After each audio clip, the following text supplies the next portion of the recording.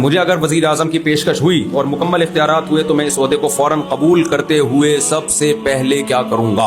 सबसे पहले मैं करूंगा मज़ारों का खात्मा। सबसे पहले क्या करूंगा? मजहब आमिलों की दुकानें बंद, ताबीज गंडों का, चाहे देवबंदी हो, चाहे बरेलवी हो, चाहे अहलीदीस हो, चाहे बुजुर्ग का खलीफा हो, पाबंदी होगी। आइंदा किसी ने जिन भगाने की कोशिश की तो देखो हम क्या होता है। आमिलों का जितनी चाहे सारे ताबीज गंडों की दुकानें बंद करूंगा मैं। मजार हदीस में आता है ना, सही मुस्लिम की हदीस है, नबी सल्लल्लाहु अलैहि वसल्लम ने हजरत अली को भेजा कि एक बालिश से ऊंची कब्र को गिरा दो और कोई पक्की कब्र न रहे। कोई पक्की कब्र नहीं रहेगी क्योंकि बेसिक तो इस्लाम की तौहीद है ना, वही नहीं है तो फिर क्या फायदा। दूसरे नंबर पे आमिलों की दुकानें सारी बंद, पाबंदी होगी। जैसे सऊदी अरब में पाबंदी है, वहां रूहानी टोपी ड्रामे नहीं चलते। आप कितने बड़े खलीफे हो, आप बैठ जाओ ना ठिकाना खोल के, पुलिस आएगी उठा के ले जाएगी, बोले चल वहां जाके करना। ये पाकिस्तान इंडिया के काम है, ये रूहानी बेवकूफ, यहाँ कोई बेवकूफ नहीं बनता। लेकिन अरबों को पाकिस्तानियों ने दबा के बेवकूफ बनाना शुरू कर दिया। यहाँ से बाकायदा आमिल जा रहे हैं झाड़ फूक करने के लिए, अरबों की उनको बेवकूफ बना दिया है, छुप छुप के जाते हैं, गैर कानूनी। तीसरे नंबर पे मैं ये वो शादियों वाला को एजुकेशन सिस्टम खत्म करूंगा और जितने मालदार हैं उन पर लाजिम होगा कि 4 बीवियां रखें।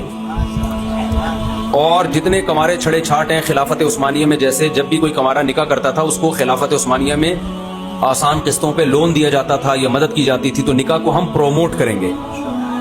निकाह को हम प्रोमोट करेंगे कि जो छड़ा करना चाहता है तो जो है वो वगैरह वगैरह। अच्छा, उसमें ये होगा कि जब सब 4-4 शादियां करेंगे, लड़कियां मार्केट से क्या हो जाएंगी? छाट हो जाएंगी। तो जो छड़े छाट को एक भी नहीं मिल रही वो क्या करेगा?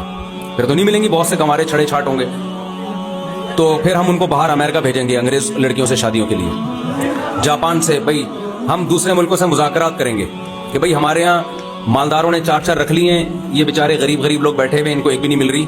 तो फिर जापान से कंटेनर भर के आएगा, बीवियां इंपोर्ट होंगी वहां से, ठीक है ना।